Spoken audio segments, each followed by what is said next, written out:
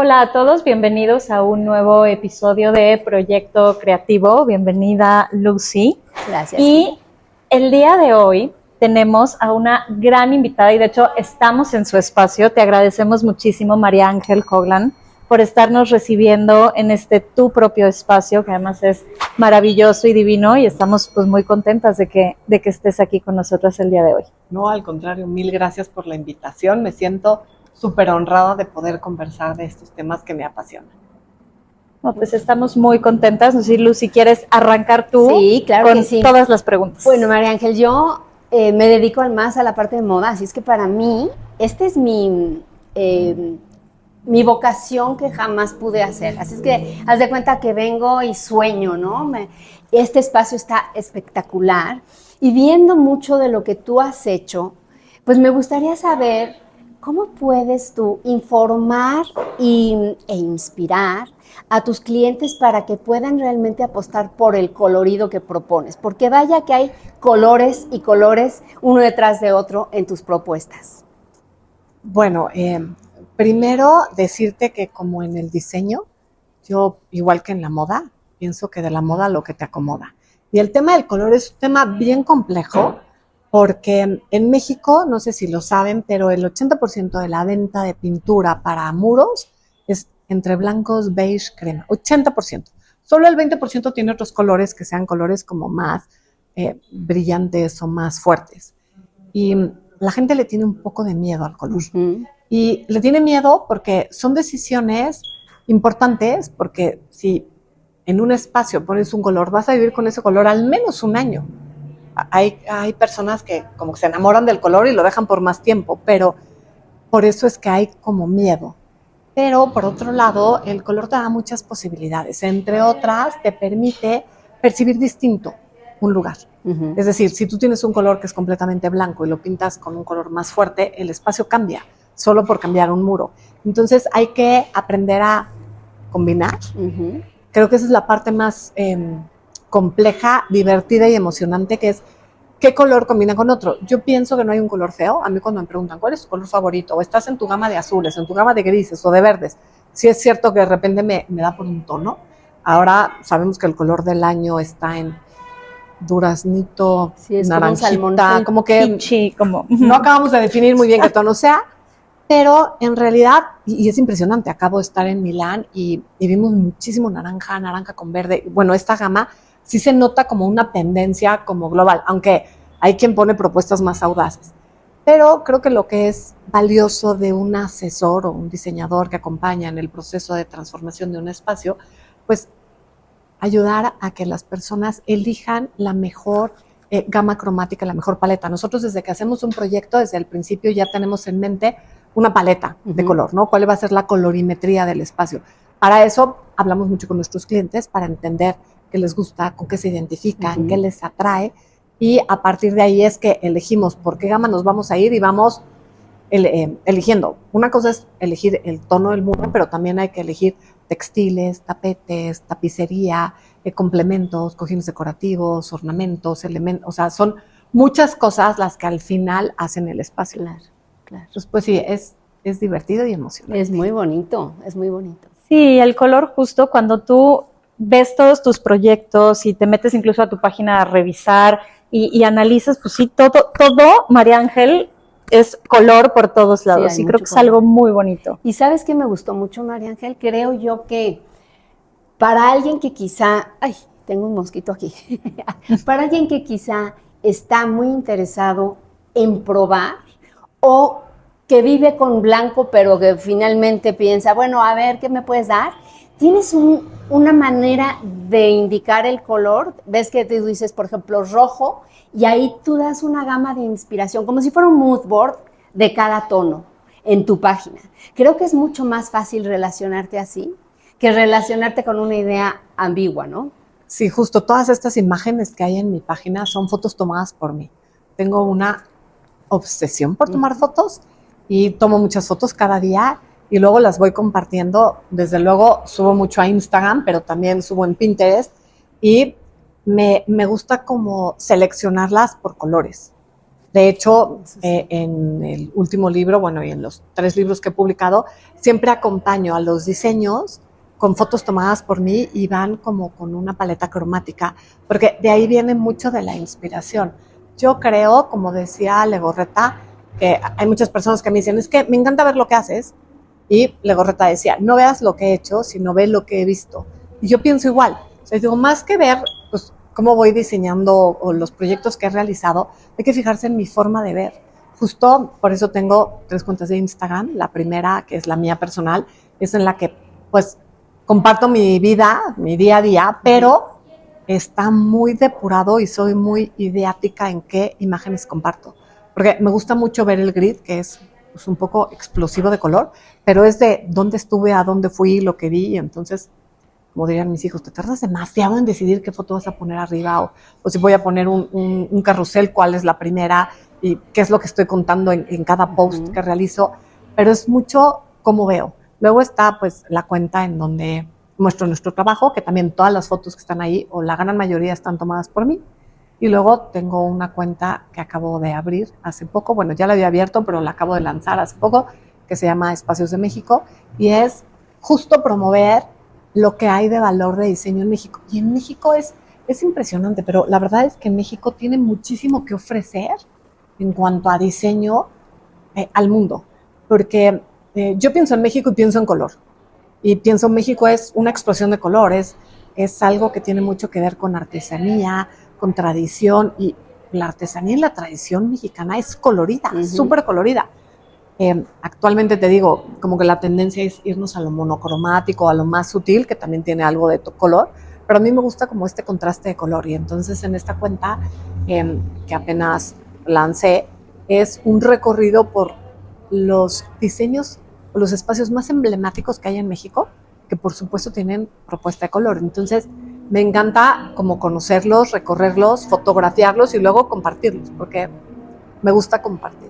Me gusta compartir las cosas que me emocionan, las cosas que a mí me inspiran, y creo que aprender a ver te ayuda a depurar el diseño que haces. O sea, alguien que es capaz de editar de toda la información que hay hoy en día y decir, esto me atrae o esto no, o cómo voy a curar las imágenes, cómo las voy a presentar y cómo las voy a mostrar, que es justo esta sección de colores que están curadas por color, pues te sirve para tomar inspiración y definir qué colores o qué combinaciones vas a usar en un proyecto. Sí, totalmente. Justo acabas de tocar un tema, esta nueva cuenta que dices que acabas de abrir, Espacios de México, no es solo una cuenta de Instagram, hay mucho detrás, porque es también una serie que tú has estado produciendo y conduciendo ya de un tiempo para acá y que la acabas, tengo entendido, de lanzar oficialmente hace muy, muy poco. Entonces, justo cuéntame un poco más de este recorrido, cómo surge esta serie que me parece espectacular, y además que hayas creado la propia cuenta para mostrar ese trabajo. Háblanos un poco más de eso. Bueno, mira, esta serie surge desde hace mucho tiempo con la idea de compartir. Pienso que el trabajo profesional que hacemos nosotros está muy, no pienso, es una realidad, está muy enfocado a un cierto segmento de la población. Y yo creo que el diseño es y debe de ser popular, es decir, tiene que llegarle a todos. Y ciertamente no todo el mundo puede contratar a un experto para asesorarse a la hora de diseñar un espacio, porque pues los recursos o los presupuestos cambian, ¿no? O son distintos. Entonces, yo con esta idea con esta idea en mente, pensando en, bueno, ¿qué podemos hacer nosotros para que más personas mejoren la forma en que viven? Yo pienso que el diseño o la estética es algo que se educa. Es algo que se puede ir mejorando y que con el tiempo uno va depurando su forma de, inclusive, ¿no? Como en moda, uno pues, va evolucionando en cómo se viste, y el vestirte es una forma de mostrar quién eres, o es decir al mundo, pues yo soy así, de tal o cual forma. Igual en cómo vives, o sea, si tú quieres conocer mucho a una persona, ve a su casa, ve cómo vive y vas a entender mucho más de cómo es. Ahí a veces hay como hasta ciertas inconsistencias o incoherencias, pero yo creo que cuesta lo mismo vivir en un espacio bonito que en uno feo. ¿Cuál es la diferencia entre uno bonito, uno feo o uno bello? La principal diferencia es el orden, el concepto, la estética de cómo vas agrupando las cosas, con qué te vas combinando. Y te digo, cuesta exactamente lo mismo tenerlo bien que tenerlo mal. O sea, con los mismos recursos puedes tener algo mucho mejor. Entonces, con esto en mente dije, ¿qué pasa en este país? Yo creo que en este país hace falta educación estética. ¿Por qué cuando vamos a Milán nos admiramos de todo lo que hacen los italianos? Y yo digo, los italianos desde que nacen están Ya lo rodeados de traen. belleza. Claro. No es que lo traigan, es que viven dentro de lugares bellos. Vas a cualquier pueblo y es perfecto. O sea, las carreteras, el cafecito, la casita, las florecitas, todo es hermoso. En este país hay cosas muy bellas, muchas, pero hay muchas más que no lo son. O sea, no falta más que salir a la calle y ver, en esta época estamos llenos de espectaculares y de publicidad y de propaganda que afean la ciudad. Entonces, Sí, es contaminación visual al final. rodearte de cosas que te aturden, te dificulta como aprender a depurar y definir qué quieres para tu propio espacio. Yo creo que cualquiera que desee mejorar el espacio en el que vive, lo que necesita es pues, querer, o sea, que tenga interés en poderlo hacer. Entonces, de ahí surge la idea de, bueno, ¿cómo podemos hacer algo para compartir con una audiencia mucho más amplia las cosas que hay de valor en el país? Porque creo que no es solo para la audiencia dentro de México, sino para la audiencia fuera de México, que puedan ver en otros países, en otras latitudes, en otros continentes, todo lo hermoso que tiene este país para mostrar, ¿no? En cuanto a diseño. Justo por eso se llama Espacios de México, porque aquí mostramos de todo tipo de espacios, desde casas, habitaciones pequeñitas hasta hoteles espectaculares mucho más grandes, pero hay bibliotecas, hay galerías, hay cafeterías, restaurantes, inclusive parques públicos. Y la idea es visitar estos espacios, grabarlos. Me asocié con un director de cine que está igualmente obsesionado con el tema de la estética, igual que yo. Y entonces lo que decimos es, al final, un contenido audiovisual es contar una historia. Y nosotros queremos contar una historia en la que hay un México bello, del cual podemos aprender. Entonces, decidimos hacer una primera temporada, ya está toda grabada, apenas sacamos el manifiesto, que ya se puede ver en YouTube, en el canal que se llama Espacios de México, y la idea es cada semana vamos a ir subiendo contenido adicional. En la primera temporada grabamos 5 ciudades, grabamos en San Miguel de Allende, Mérida, Puebla, Puerto Escondido y Ciudad de México. En cada uno de estos lugares hicimos entre 6 y 7 espacios. Desde luego habría en Mérida para hacer una temporada de muchísimos sí. más. O sea, hicimos como una mini probadita. O sea, es una curaduría como muy ecléctica para que hubiera un poquito de todo. Te digo, justo en Mérida tenemos un gran hotel que es una super hacienda, un hotel que ha ganado el premio Versalles de diseño, pero a su vez también hicimos un estudio de arquitectura que es pequeñitito y que es un espacio muy sencillito, pero también grabamos una casa tradicional en el centro. O sea, como que hemos ido haciendo un recorrido como más diverso y la idea es que las personas que consuman este contenido se lleven una reflexión o aprendan algo. Entonces, lo que hicimos es, está editado con música, visualmente yo creo que es muy lindo, y hay voz en off, soy yo hablando, y hay reflexiones un poco más filosóficas. De hecho, para el texto pedimos a un filósofo, amigo mío, que hizo su maestría, bueno, su doctorado en estética de la ciudad, o arquitectura y estética, que él nos ha ayudado a hacer este tipo de reflexiones. El manifiesto, él nos hizo un texto, pero la verdad el director y yo le metimos mucho en nuestra mano para depurar así muy detalladamente lo que dice, porque el manifiesto pues, habla sobre la belleza. De hecho, el manifiesto se llama La belleza es vital. Yo estoy convencida de que, como decía Dostoyevsky, la belleza salvará al mundo. Entonces, creo que a medida que haya más belleza, las personas, cuando estás rodeado de belleza y vives en un entorno bello, te predispones a la bondad y al bien. Y cuando las personas se predisponen a la bondad, son más buenas, entonces mejoran. Y si tú mejoras, pues a tu alrededor mejora. Entonces es como poner como una gotita de arena para pues contribuir a hacer un México mejor. Pienso que en vez de quejarnos de lo que no nos gusta, hay muchas cosas que no nos gustan, efectivamente. Te digo, estamos en tiempos complicados actualmente, pero yo lo que les digo siempre a mis hijos es, no te quedes en lo que no te gusta o en lo que te frustra, más bien plantéate, ¿tú qué puedes hacer? O tú cómo vas a contribuir para que las cosas cambien. Entonces mi forma de hacerlo, después de mucha reflexión, ha sido este viaje que iniciamos. Y digo viaje porque literalmente pues viajamos a 4 ciudades, porque la quinta es la Ciudad de México. Entonces al salir y ver cosas de las que yo he aprendido, quiero compartir esto que yo he aprendido con las demás personas. Y pues el sueño es que llegue a una audiencia muy amplia y que las personas que consuman este contenido pues se lleven algo al menos una reflexión. Entiendo que no todas las personas van a cambiar al ver este video, pero si algunas cuantas o al menos una se plantea en qué puede hacer para que su casa o su hábitat o su oficina sea más linda, pues creo que habrá valido la pena el esfuerzo. Sí, creo que aquí planteas dos cosas muy importantes. Una, o sea, el tema de compartir estos espacios tan bellos que tenemos en México, que creo que a veces en nuestro día a día te empiezas a cegar ante así como te ciegas ante las cosas malas y ante las cosas que no nos gustan, te ciegas también ante la belleza y te acostumbras y dejas de valorar un poco lo que tienes en tu país o lo que tienes al alcance. Y creo que a través de esta visión que tú planteas es una manera como de volver a abrirnos los ojos ante toda esta belleza que tenemos en el país, ¿no? Pues justo esa es la idea, como encontrar la belleza. Justo en el manifiesto hay una parte en que decimos, la belleza está ahí, solo espera que la descubras, ¿no? Mis hijos, cada que salimos del país y volvemos, se empiezan a deprimirse, mamá, ¿por qué hay tanto graffiti? ¿Por qué esto está azul? Y empiezan como a notar estas cosas que, digo, desde que entras al aeropuerto, ¿no? Sí, exacto. Es de seguimiento. Dios mío, es algo un poco, pues fuerte. La verdad es algo fuerte después de que pasaste una temporadita fuera, o a veces fuera de la ciudad, ¿no? Porque también este efecto también pasa cuando pues, estás en una ciudad colonial, en donde el centro está más bonito, en donde las cosas están más lindas y vuelves a esta loca y apasionante ciudad, pues es mucho el contraste.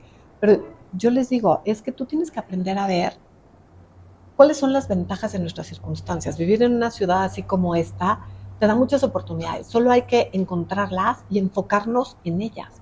Y a mí me da tristeza ver que hay un poco de negativismo o de falta de optimismo, de falta de esperanza.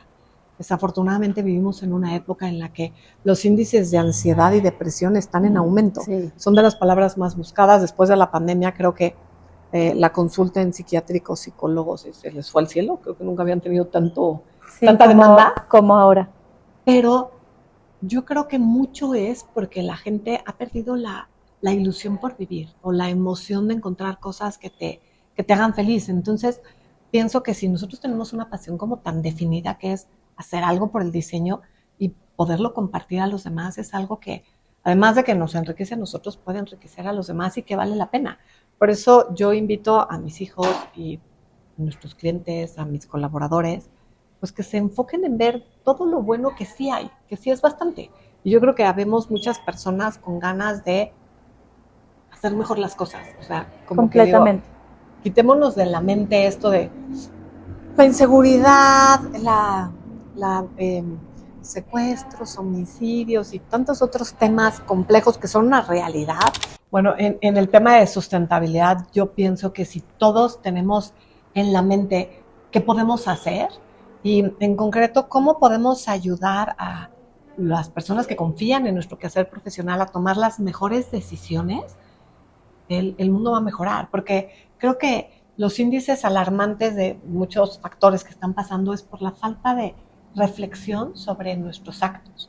Uno tiene que ser consciente de lo que hace, afecta a los demás. Entonces, yo en ese aspecto te digo, soy muy insistente con mis criaturitas de, a ver, piensen, ¿qué podemos hacer para que las cosas estén mejor? Y yo, si tomo una decisión, ¿esto cómo afecta a los demás? Porque creo que ahí empieza el problema en cuanto al tema de sustentabilidad, que tomamos decisiones sin voltear a ver eso, cómo afectar al mundo, qué repercusión al calentamiento global, a los animales, a tantas otras cosas, porque igual no lo pensamos, pero que cuando te das el tiempo de reflexionar, como analizar, hacer una introspección, pues, te cae el 20 de la responsabilidad que tenemos. A mí me encanta, ¿sabes qué? Que lo que tú haces, y en el fondo es lo que hace Jimena también, pues es darnos un estilo de vida, ¿no? Cuando tú llegas a un espacio y vives en ese espacio, ya realmente estás viviendo los colores, las texturas, el flujo que se ha propuesto, ¿no? Yo te quisiera preguntar, María Ángel, con mucho cuidado en ser concretos para que tengamos una idea de qué esperar. Si yo te dijera, ¿cuáles son tus 5 características en donde yo puedo entrar y ver una casa y la otra, una oficina, un restaurante, donde tú hayas puesto tu creatividad a tu equipo. ¿Cuáles son las 5 cosas que vamos a reconocer de tu trabajo? Mira, es una muy buena pregunta y no sé si llego a 5, pero te voy diciendo las que creo que son las más importantes. Lo primero es que haya una idea rectora. Yo creo que no, o un concepto. No puedes empezar a abordar un proceso de diseño sin que sepas hacia dónde vas. Y el tener claro cuál es la idea rectora, el concepto, la palabra clave o el estilo que quieres lograr, pues es difícil llegar, porque si tú te subes en un barquito y que te lleve el viento, llegas quién sabe a dónde. Entonces, cuando tú tienes una idea rectora, es como esta meta, esto es lo que voy a lograr, y luego, ¿qué tengo que trabajar para llegar? Hay muchos caminos para llegar a la misma meta, hay muchas formas de resolver el mismo problema, pero al menos tener clara la meta. Después tiene que haber orden. Orden no solamente en la forma de acomodar o distribuir el espacio, sino orden en las ideas, en la estructura, en la forma de presentar este espacio que tú vas a vivir. Para mí, y esto es de las cosas que no te cuestan, ordenar implica reflexión, análisis y entender muy claramente qué es lo que necesitas y qué es lo que está de más. Un espacio para que funcione tiene que tener solamente lo necesario. Y lo necesario es todo lo que hace que ese espacio se embellezca. A veces hay espacios que son tan recargados que te abruman. Y dices, no, ¿y ahora qué hago con tanto? O estas casas de estas personas que son acumuladoras, no sé si han tenido la oportunidad de entrar a estas casas, sí. Es algo abrumador. Y el problema es que tienen cosas que no hacen falta. Entonces, depurar en el espacio y tener solamente lo que embellece el espacio y lo que hace feliz a quien lo va a usar. Otro factor que es determinante en el diseño que hacemos es el diseño antropológico. Este concepto que yo ya vengo usando hace bastante tiempo se refiere a poner a la persona o al ser humano en el centro del diseño. Si tú diseñas sin considerar a quién va a usar el espacio, o sea, al usuario o al habitante, el resultado no es bueno. No es lo mismo hacer una casa habitación que hacer un hotel o hacer una clínica, porque en una clínica o en un hotel el usuario va cambiando, ¿no? Entonces tienes que tener como más o menos la idea de quién va a ser este usuario. Pero cuando haces diseño antropológico, el ser humano está al centro, y es decir, todo lo que vas a hacer en el espacio está en función de que quien va a vivirlo disfrute más el espacio y que tenga un momento más pleno en este espacio. Y cuando pones eso al centro, hay muchas cosas que cambian. Pareciera que no, dirías, cualquiera hace un diseño pensando en que funcione.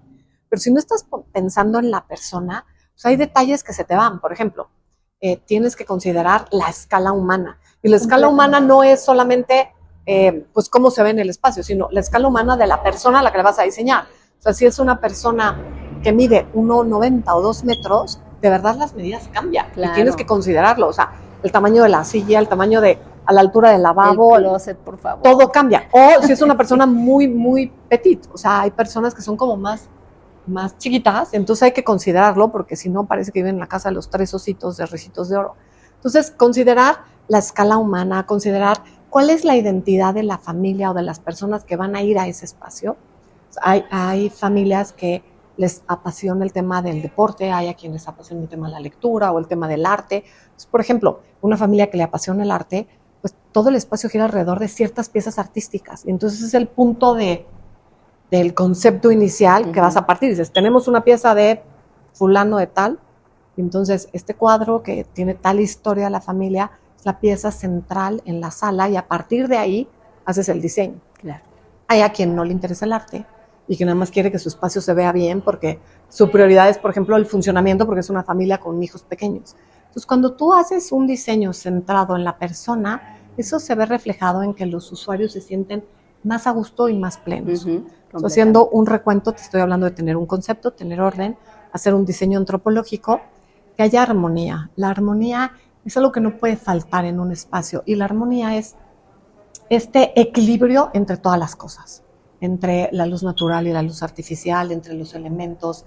Y para mí creo que es uno de mis términos favoritos en cuanto a la música.